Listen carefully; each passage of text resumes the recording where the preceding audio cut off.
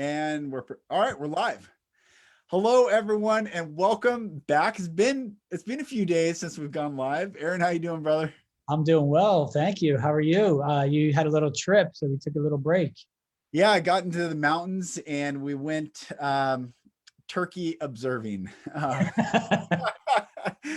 Some intended to turkey hunt and it ended up being a turkey observation, but it was beautiful, so fun, and connected with nature, and came back incredibly grateful for all that we have, and excited to go live today with the wonderful Justyna Sanders, the doctor who is helping people live in freedom, really health freedom. So Justyna, welcome to the show.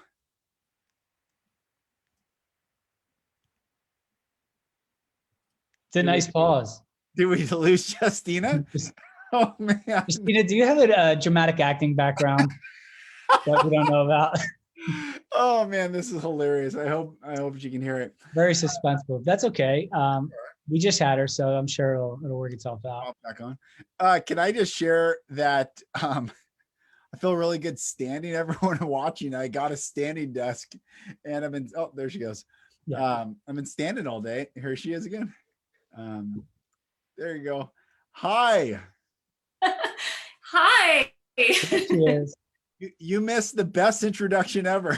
I have no idea who you introduced me as or what. It was very suspenseful. Great. Yeah, that's great. Well, thank you for coming on the show.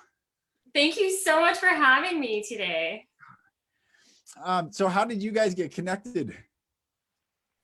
Yeah, so somebody mysterious connected us. Yes, and there was also Jen, right? Yeah. It was actually my previous guest, Jen Grover. Oh. So yes. Yeah. And then we talked for like an hour and a half while I was driving around town. Just had such a great conversation. You've lived a fascinating journey that you very similar to ours, and probably most people who are coming into an awakening, is that you set out to do something that usually had a standard procedure to follow. But somewhere along the way, something clicked that had you take everything that you learned and use that to kind of build your own road moving forward. So what was the catalyst? First, share what you went and started to do, and then what was the catalyst to absolutely. make it shift? For sure. So I definitely embarked on the road less traveled, and less than 1% of the population becomes physicians, like MDs, medical doctors, Western medicine trained. I don't know the percentage of people like me who decide to take their MD and go in a completely different direction and utilize their medical degree in a different way to change the world with the same exact goal as I set out when I embarked on my medical journey, which was to transform lives, transform health, people who are, lost in a sea of questions with their health and health problems, struggles, that I can help solve all that for them. So I did my entire life want to become a doctor, Western medicine trained. I did end up going to medical school after I did my undergrad in kinesiology, where I learned about the human body and motion and physical activity and nutrition. Believe it or not, I had a little bit of a nutrition background going into medicine.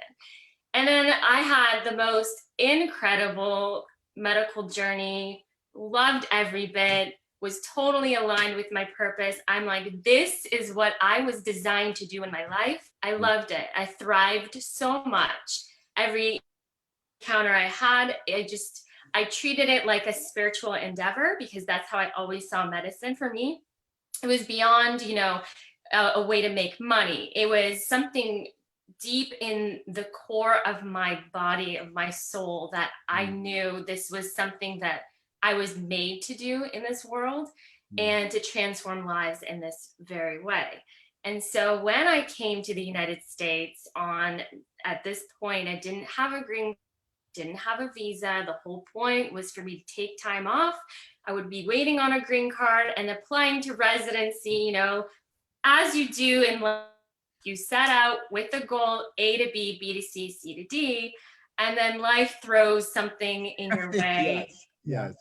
And then you sit back and then you got to pick up pieces. Right. And these pieces were amalgamation of things. And it was like way too much for me to handle. Me being someone who has seen it all through doing like skin grafts on burn patients and assisting in open heart surgeries and seeing people code and gunshot wounds and going through all my clinical rotations and having this extraordinary experience and being so close to human lives in the most vulnerable stages of life, which is literally in a split second, you can see them die or thrive. But most times it was more or less stabilizing patients. And that's what I learned through medicine, was stabilizing patients. And I thought that that's what true health was. And so in this so wondrous, unknown of where did it come from, where did this wrench in the road, or as I call the fork in the road, and there's a reason why I call it fork, literally, it went to a lecture, and it was provided by a university. I was living in Arizona at this time, and it was by Dr. Codwell Esselstyn on nutrition. And it was how to prevent and reverse heart disease using whole food plant-based nutrition. I was like, this is quackery, whatever. I've never heard of this. I don't care. It's free food. And that is literally why I went. I mean, just to be honest, I loved education. Didn't think that this was evidence-based education, even though it was provided in a setting where it had university backing it up and whatnot. And it was by an MD of all people. I'm like, okay, well, this will be interesting. So I went, and I tell you, the lecture was so fascinating. But the point of the lecture, and I actually pointed this out, I point this out when people ask me, like, what was, that moment, my aha moment? And my aha moment literally happened when I saw an arteriogram, which is a photograph of a patient's heart. And it was a before and an after. And we are such a before and after society, right? Well, this was the most extraordinary before and after I have ever seen in my life, in my actual eyes have seen. And it was the same patient. And before, he had, a very, very sick heart, his left anterior descending artery, clogged arteries. This patient's going to die. On the right, it's the same patient. And it's literally, it's like magic, the arteries are opened up. The coronary arteries in the heart are opened up. The plaques are gone. And I was like, this is insane. Like, if this science that I'm being provided with here in this lecture is true, then what did I do with my entire medical career? Yeah. And it makes me tear up, because I still remember that day that I was like, and I say these two words, I was both elated and at the same time infuriated. And elated because I'm like, oh my God, if this is true, I'm going to save the world. I'm going to just spread this fire across every platform and every speaking. And I'm going to do something with this huge, like, I'm going to go to all the medical schools. I'm going to teach all the doctors, like, nutrition, this stuff, because based on whole food plant-based nutrition. Yeah. And that is all this patient did, was he adopted a whole food plant-based, what I define as unprocessed vegan lifestyle of before, his heart was sick, and then he adopted this and he got rid of his plaques just by adopting one lifestyle change. And knowing this, I can share this with people, got me so excited. But at the same time, I was so angry at the system, angry at my medical school and all the other medical schools that they didn't teach this crucial life-saving information that could literally transform the entire healthcare system, that could transform so many lives with just this one piece of information that would give people what we call in medicine informed consent, which means that you are all knowing, or as knowing as possible when it comes to your health.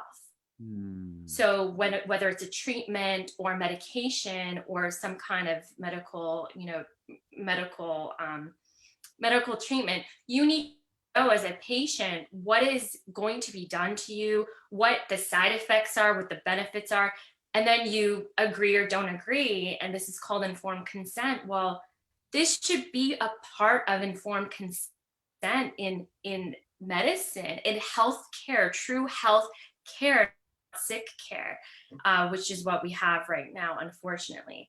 So being created that we didn't learn this essential, this essential piece of the puzzle, the important piece of the puzzle, just it got me so mad, so mad that I went home and I went into this fury and this almost just basically obsessed. I became so obsessed with trying to find out the validity of this information. I dove into medical journals. I started reading all these textbooks, which led me to contacting the experts who read the text or who wrote the textbooks, met up with them, learned about the Whole Food Plant-Based Conference for Western medical physicians. I went to one of the first ones. There was only 200. And now it was the 8th one, I believe, this year, 7th or 8th one this year. And 1,000 physicians that show up now because of COVID. We didn't have, it live, but it sells out every year because doctors want at the bottom, the bottom line is people to be healthy and get healthy, but we're just not trained to way. We're trained to think symptoms based. We're trained to be amazing diagnosticians. But we are not trained to think about prevention. We're not trained on nutrition, and we're definitely not trained to educate a patient about all of this stuff so that they can make the decisions for themselves. Because at the end of the day, everybody should be the greatest advocates for their own health, what I call the CEO of your own health. And that, if you want real, true health, you will put your own life into your own hands and get out there and be the detective you need to be and find the right people to get the right answers to your health problems. And unfortunately, the system has not caught up with this yet. But that's why we're here having these types of conversations so that we can encourage the masses to really take these conversations and get people to demand more from healthcare. There's a place for medications, but there's so much more room for prevention, integrative medicine, and getting down to the root cause of diseases, which is totally not present in Western medicine. It seems like in order to, we're at this place right now where people are choosing sovereignty. And that is such a big word where being, like you said, the CEO of your own health, the CEO of your own body, the CEO literally taking full ownership of our mind, body, soul, spirit, and heart, all that we say, all that we do, all that we are. And yet there's this massive divide that we're seeing where people just cannot get over the hump of listening to the authority, listening to the degrees, listening to the whoever. And so as you're sharing that story, first of all, it's so powerful. And I'm so glad you are where you are and that you did get to see that before and after photo. One of the questions I've been having on these, your story, my story, Aaron's story, like I know how I felt when I was in the matrix, so quote unquote, versus now being awake and feeling so in me, but also excited to help other people be in them. How did you feel? Because you're doing good as a doctor before, but then seeing that and now being on the path you are, what can you define? And this is maybe Aaron, you too, like what's the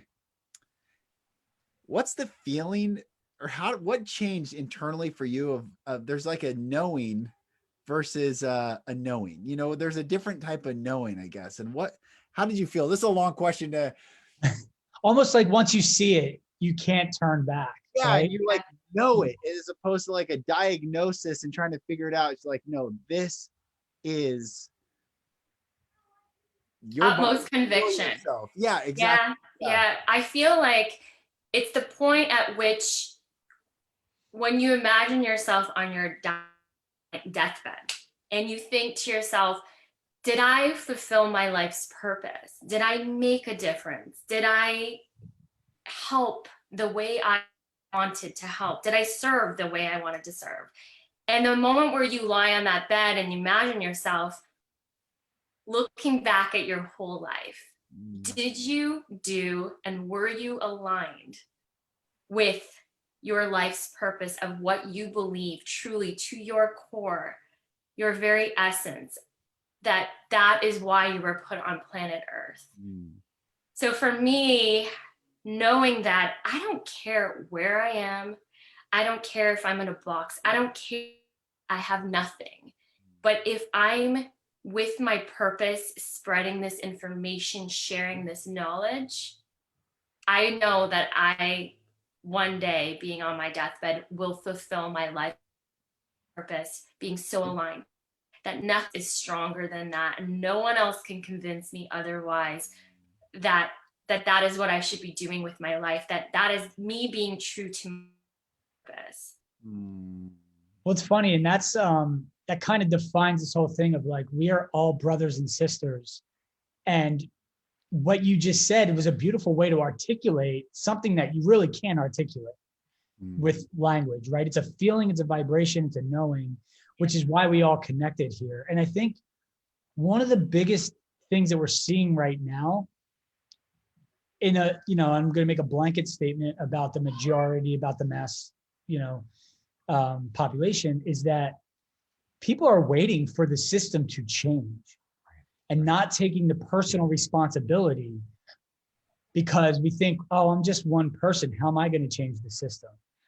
But when we realize you just change your own lifestyle for you, and you start to pull different energy, you start to remove old energy, creating space for new energy to come in. And then from there, it kind of emanates out. And if each individual took care of their own personal responsibility and that whole thing, you have to want to find your purpose. It's a scary question to ask. And I know for myself, I've dabbled in it for years. What's my purpose? I want to know. When you start to ask seriously, you say, okay, what do I have to offer the world and how am I going to do it? It starts to show up. And maybe, we're seeing things being driven by fear and anger and all these lower vibrational emotions. And I guess there's a lot of fear in asking that question, especially knowing in your subconscious the life that you've been living thus far. Because it's a big swing for a lot of people. And so I honor you for what you did. I mean, that's a tough road to go all the way down and then face that and say, you know what? I can't unsee what I saw, and I have to explore this. A lot of people are like, I got good money coming in, I'm traveling, I'm helping people, but are you really serving your life's purpose? Do they sit down and ask? Now, some might not, I don't know. But as a whole, it seems like people are afraid to ask questions, and we're just hoping that the system will change itself. But the truth is, we need to take personal responsibility, and then the system will be forced to change. Absolutely. It's not going to change because all these things you're talking about, your preventative health and stuff like that, there's no business in that. An informed client is not, an informed patient is not going to come to you all the time. But you know what, Aaron? I think there's so much money in prevention. I just think that it comes in the light of innovation and creativity. I think that there's so much, we talk about currency a lot, but oh, we lost you. Uh-oh. Are you still there? I do agree. And it's a short-sighted thing to think there's not. But that would take a whole revamp of the system. And they're also It's almost like feeding off our energy, because currency is energy. Right. Money is energy. Right. And there is a loving way to exchange that energy in a preventative nature. And I think that's what we're doing. And I think that you're a pioneer ahead of your time. I don't know if you're hearing any of this. I hope so. If not, hopefully she hops back on. You know, brother, it's interesting. Like, we have all these incredible fishermen, you know, people that can fish, to use that analogy, like teach a man to fish versus give him a fish. I don't even know the analogy, but you know, the sentiment is like, teach someone to fish themselves and they'll never go hungry. But if you give someone a fish, you're always making them reliant on that person who knows how to catch the fish. And that doesn't raise anyone's vibration, except perhaps just the one that gave the fish out. But when we can, if we really want to see the consciousness of humanity rise, we educate, empower, and remind every single sovereign being on this planet that no one knows them better than them. And no one can tell them their story. And no one can tell their story on behalf of them. And no one can tell them their health. No one goes to bed in their mind at night except them. It doesn't matter how close and great relationship we have with our spouses. I still go to sleep in my own mind on my own pillow at night. Like, we are sovereign beings. And I think, Justyna, I'm glad you're back. Thank you for coming back and tossing it back to you. But there is innovation. There is currency. That's where you cut out. You said currency and then it dropped, but there is a new paradigm that we're going to explore, I think, as humanity, even with med beds and even like all this new technology that's coming into getting the body back to where the body gets to be without any invasive anything, Right. chemicals or cutting open the body. I think it's still really important. You know, Western medical training teaches you so much about the human body and the interest, that if that doctor, from my knowledge and research over the years, if that doctor were to start just venture out a little bit and learn about integrative and functional medicine and herbalism and holistic health, Chinese medicine, and dabble into all of these different things, you would have a completely different approach to patient/client care, however, whatever setting you want to see people in. Because at the end of the day, that's why we call it practicing medicine, because you're never going to be a perfectionist. You're never going to perfect it. Be a better doctor, healer, practitioner. You should be educating yourself in all realms of true health and healing, which is evidence-based. And that's, at the end of the day, what we should be, you know, encouraging everybody to do with themselves. Now, the only thing is, and see, here's where that whole currency comes in. You could teach people, you know, so much about their, but they'll never, you need years of degrees of, just like an engineer, you know, you might be able to build a birdhouse by yourself, but if you want something that's going to be sustainable and long lasting, you know, you might want to hire someone for that. Maybe not a birdhouse. Okay, it's a joke, but yeah. And, we're talking.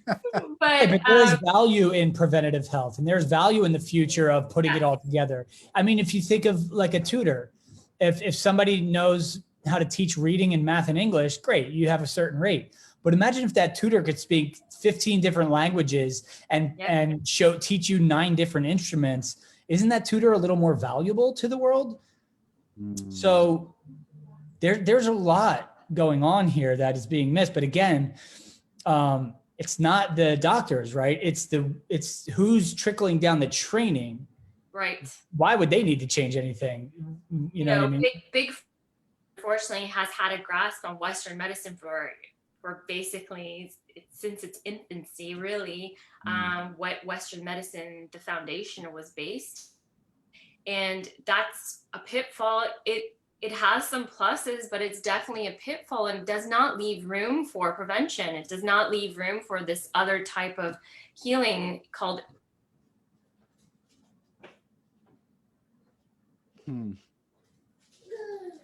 Well, I don't know. Oh man, I want to know what that healing's called so badly. I'm glad we're talking to her. I'll share my story. back in 2009, when I had my agency, we got this new client. It was called Omvo Whole Body Health, and it was a naturopathic doctor who played football at Harvard, and he taught what whole food was. And I thought I was healthy. I was working out, it was great shape, what I thought. And I felt like a kindergartner learning about, he called it level 1, 2, and 3. Level 1, you could pick it, hunt it, forage it, or grow it, or something like that. You know, there was like level 1 food, holistic, real food is something that your hands pulled from the earth and you could ingest. It's okay. It's okay, sis. I was just sharing about when I first learned about whole body health, from this naturopathic doctor in food. And he was saying that most people live at, he said there's level 1, 2, and 3. Level 1, you could touch it with your hand. You could pick it, hunt it, harvest it, forage for it. That's what food is. And then there's level 3, which is all processed food. And he said most people live at 3 and dip down to 1 once in a while. And 2 is like a hybrid, whatever. But he's like, health is living at 1 and occasionally choosing consciously, okay, I'm going to have this dessert or whatever, but it still has to have whole ingredients. He's like, if you can't read the words and the ingredients, don't buy it. If they're foreign to you, it's because they should be foreign to you. And I was like, this is such a fascinating concept. And I felt like a kindergartner learning food again. I had no idea. It was mine. Which is crazy that you should be learning this in grade school. I was going to say, imagine kindergarten actually learned this. Totally. But it's so foreign. I mean, really, I remember watching Forks Over Knives, and I'm like, what? Well, in fact, there's one of the ranchers is up, I live in Seattle, and they're up hour and a half north, that's in Forks Over Knives. And they're the coolest people. They're the most like earthy, gritty, like beautiful humans that I'm like, I'd rather hang out with you producing the cows that you know from inception to the whole life arc of that cow versus going to QFC, going to, or whatever grocery store, you know, that I have. Yeah. Anyway. Most certainly. Yeah. No. And that's the problem is, you know, people don't know what to eat. There's so much misinformation. And then you have one expert that's, no, go keto. Then the other expert's like, no, go vegan. The other one's like me, go unprocessed vegan. But, you know, and in my Google talk, break it down what my opinion and my research, really, it's not really my opinion, but what the research shows. And it really blends like the longest living cultures in the world. What are they eating? These are people who are 100 plus years old. What are their patterns of their entire lifestyle, their social support, their physical activity, you know, like what are they doing, their environmental impacts on their health, you know, and then the food, of course. So all of this in turn will have effects on your mental well-being and just the way that you conduct yourself on a every single day, daily basis. I say it's the cumulative effect of what you do every single day that will ultimately have long-term implications on your health. You know, some people don't understand that autoimmune diseases, for instance, they usually start appearing in their 30s, and people are like, where did this come from? Like, I didn't have a sensitivity to this food, or I didn't have a sensitivity to this certain chemical or something. All of a sudden, I have this autoimmune disease. I don't know where it came from. People don't understand that most autoimmune diseases stem from earlier in your year, in your 20s, and when even younger, from even when you're born, where you're born via C-section, that has implications on health. Were you inoculated with your mom's, you know, vaginal flora or not? That completely is shown, and we've seen in research that is linked and correlated to diseases in later years. You know, we look at the gut microbiome, and from that, even from, you know, what we're eating to what kind of stress we have, every single thing from other lifestyle factors like sleep and physical activity, all these things have implications on our gut microbiome, which is pretty much 70% of our immune system is in the gut. they create this symbiotic relationship with us, or are supposed to be in symbiosis with us, in this beautiful relationship where they're allowing us to thrive and we're giving them things for them to thrive. And then we just keep living off each other. But if all we're doing every day is just trashing our bodies with bad food, processed, pro-inflammatory food, negative thoughts and stress, and having the fight or fight response like chronically ongoing all the time, we're not designed to do that. We're designed to have that response when there's an abrupt danger so that we can escape whatever that is. But we've basically trained, our society has been trained, especially in the Western world, to just be on the gas all the time, just stress, fight or fight, and the sympathetic nervous system overdrive. That in turn will eventually affect the microbiome. And then now we're seeing depression rates go up and suicide rates from that. And there's so much to look at, and there's so much that's linked biochemically and physiologically from all the different lifestyle factors that we have, even sleep and not sleeping, I could go on, but there's, overall, we look at this as chronic inflammation, and chronic inflammation equals chronic diseases. And chronic diseases are, metabolic diseases, diabetes, obesity, cancer, heart disease, autoimmune diseases, etc. So yeah.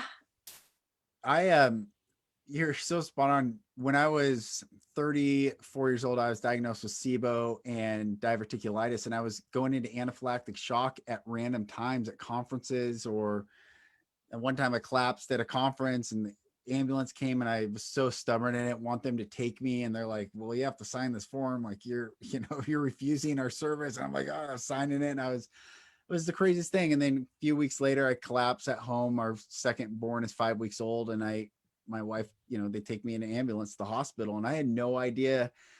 I was working, I was grinding, I was just hustling. I grew up with massive amounts of trauma, and I never talked about it, thought about it, dealt with it.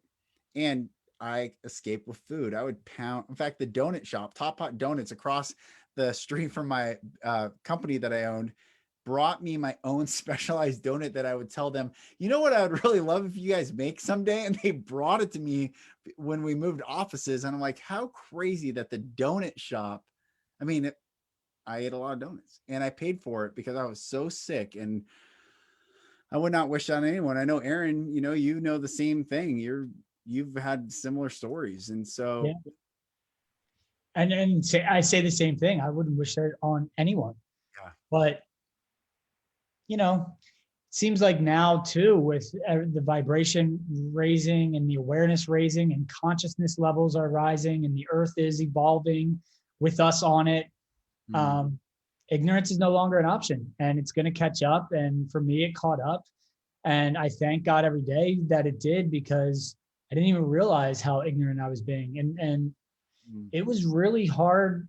It's a hard thing to admit, even though every time we grab the donut, we know, but our bodies are so resilient that it handles it in that moment, right?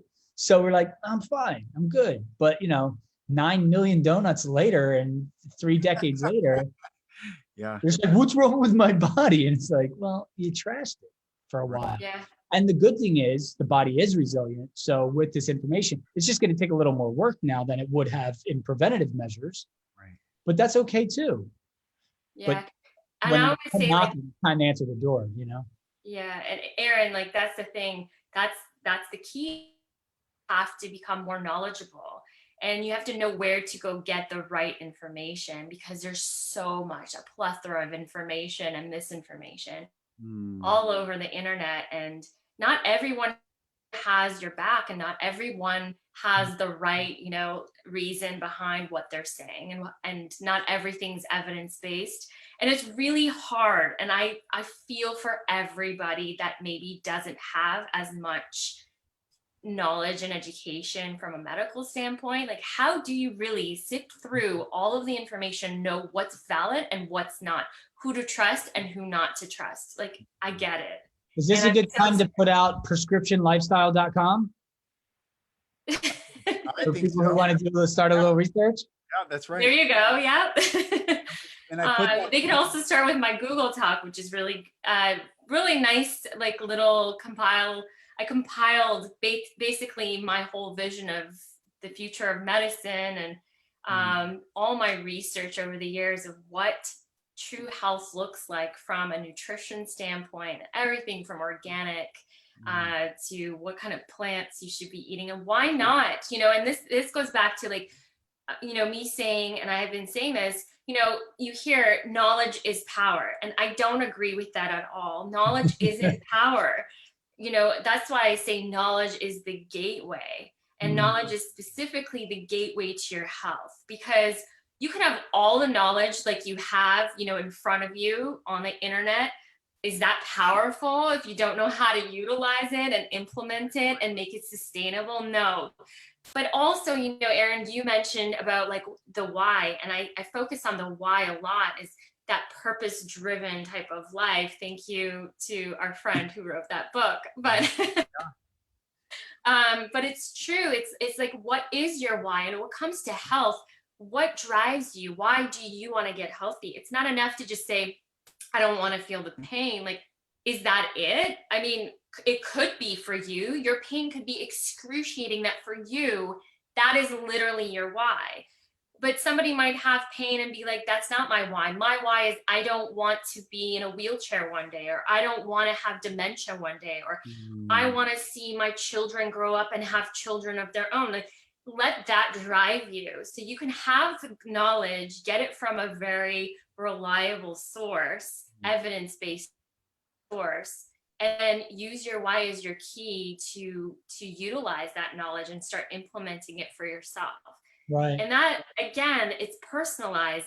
We are not talking cookie cutter, because every human being is different and every body is different. So in order to really figure out what you need, I mean, rigorous testing. Everything that your Western medical doctor won't order, because it's not covered by certain insurance companies. It's not necessarily that they don't want to order this for you. Like your omegas, good luck. No Western medical doctor is going to order you your omega-3/6 ratio or anything like that. They will not. But you can go to alternative medical doctors or functional medicine doctors, integrative medicine doctors, some naturopaths, chiropractors. These are some practitioners that could order these alternative tests for you. I always recommend comprehensive micronutrient and vitamin testing, because you'll never see in Western medicine, you can go through a third of your life with a mineral deficiency that you'll never get diagnosed. And maybe it's subclinical signs and symptoms. But then all of a sudden, you're 40, 50 years old, you get cancer, and you're like, why did I get cancer? I'm not saying that mineral deficiency could have caused your cancer, because again, it's a cumulative effect. But that mineral deficiency, which maybe you have had some headaches here or there, or whatever, linked with your stress, linked with maybe some psychological stressor in your life, that like a trauma, linked with, your diet, linked with all of this stuff, all in one, looking at it as a whole, you can say, like, I get it. I was just surviving. I was definitely not thriving. I didn't even know. And it could be something like you could be even eating the healthiest diet lifestyle on planet Earth, but the soil's depleted, or they're spraying some kind of chemical on your lettuce or spinach and you thought it was organic, or cross-contamination and you're eating something in high amounts. There's so many ways to look at and really dissect to really get to the crux or the root of what it is that you're facing, or what it is that, your symptoms might be showing you, hey, or red flagging you, hey, like, look at this, don't ignore this. This means something. It's your body speaking to you in the language it knows, and that's through signs and symptoms. So hearing that, all of those possibilities can be very overwhelming, but it's great that there are people that look for those things. So asking for a friend here, is this something that you do? Do you order these tests and help people put together a plan for their recovery, or how do you help with that? Yeah. For everybody So listening too, because this might be a great resource.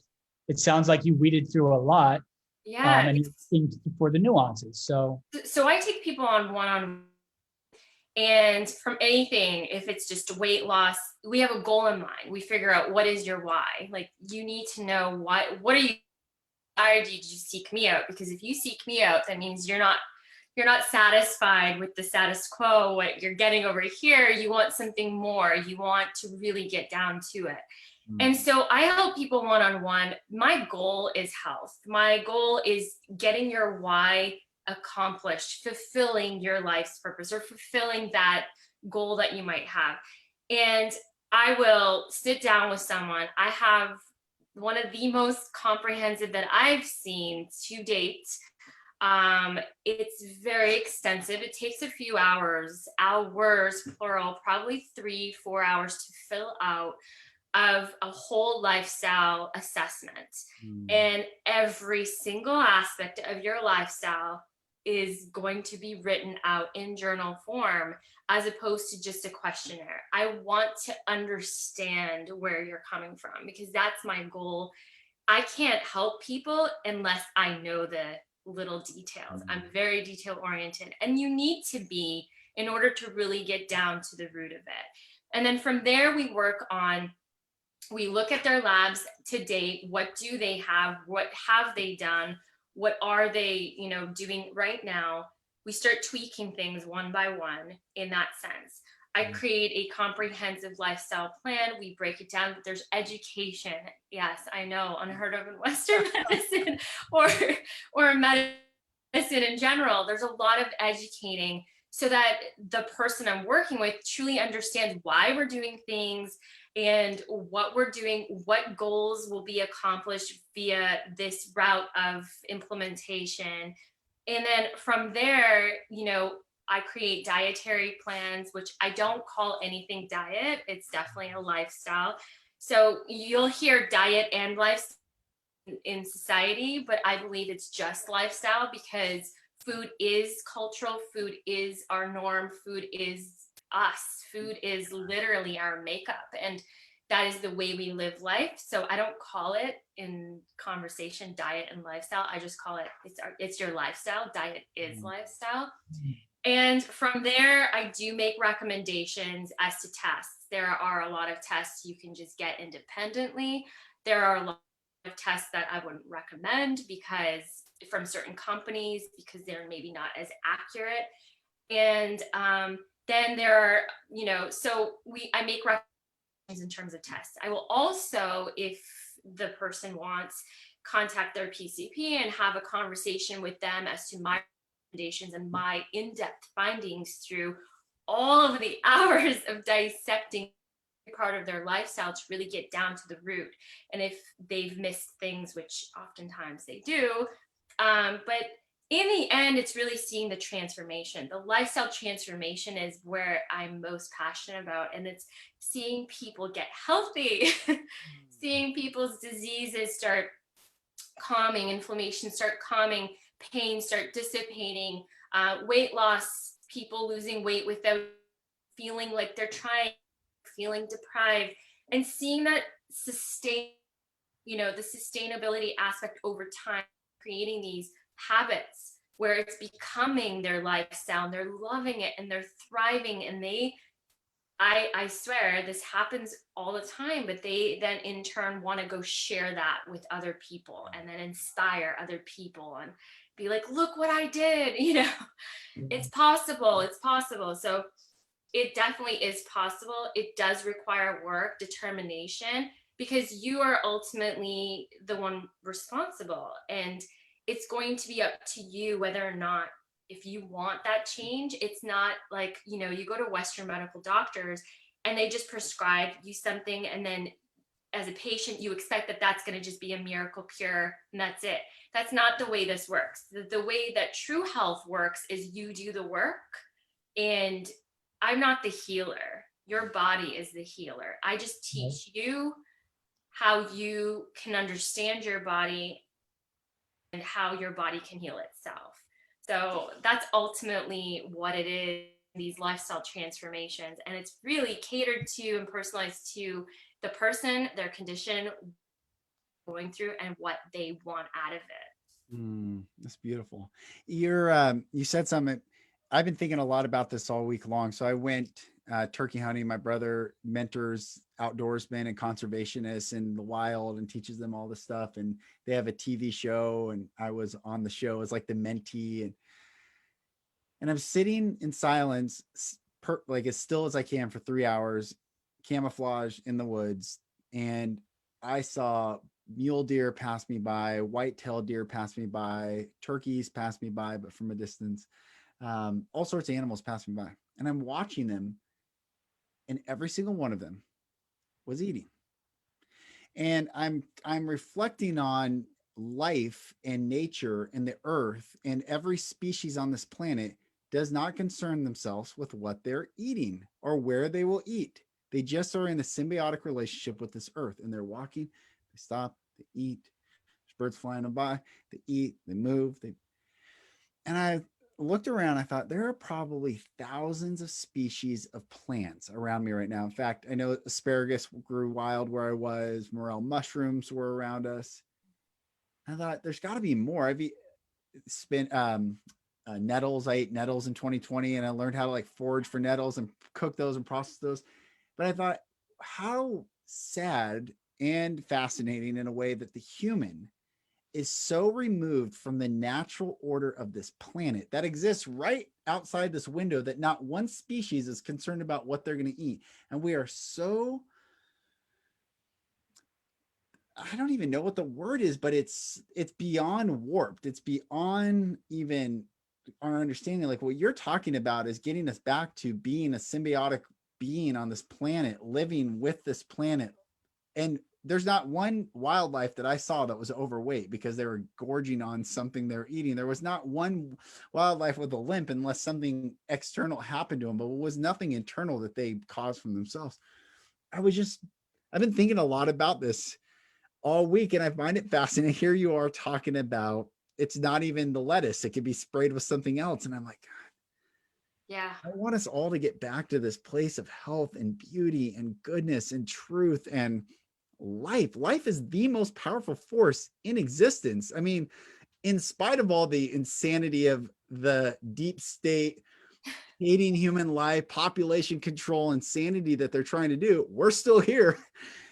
And we're even growing in power. So life is the most powerful force. And so I don't know, you're very inspiring, sister. And I appreciate everything that you're sharing. And I want everyone to sign up. I'm going to share your website with my wife right after this. Like, you got to talk to Justyna. Well, what happened too is the supply chain pulled us so far away. That's why it's so easy to just grab something and eat it, because you don't really think. And, I understand vegan, but I also understand meats. And we talk about this all the time. Is like, we want to build a homestead. We want to get closer together and build a homestead. And even though it might not be the most fun thing to do when it's time to do the deed, you want to raise chickens from a baby and name them and love them and let them roam around and play with your children. And when their life cycle is up, anyway, naturally, now it's time to say thank you and feed our family. And imagine the difference in energy. That's love, rather than what they put these chickens through in the whatever. But there's a difference in energy there. And look, I don't know. That's just, we're just turning over rocks as we go. I don't know if that's the right answer, but it's definitely closer to the truth than this supply chain who has created this life of ignorance. And maybe what needs to happen is the supply chain needs to be cut off. Yeah, and I mean, you got to think about like sustainability. It'd be nice for us to educate people on how to create their own gardens, right? Yeah.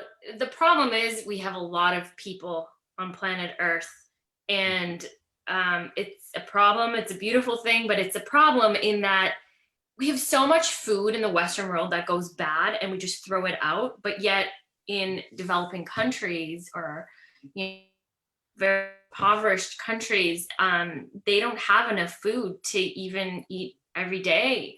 It's such such a contrast. It's really frustrating because the food that we're eating is really not food. Mhm. It's garbage, and yet we're throwing away the garbage. So it's like, and that's creating more garbage. And Mm. people, you know, they don't even have food, even fresh fruits or vegetables, but yet they don't know how to grow them. It's like, I really think that we need to flip our educational system upside down and just redo it all. I'm not saying planet B, planet A, but right now let's not wait, because, you know, our waters are being polluted.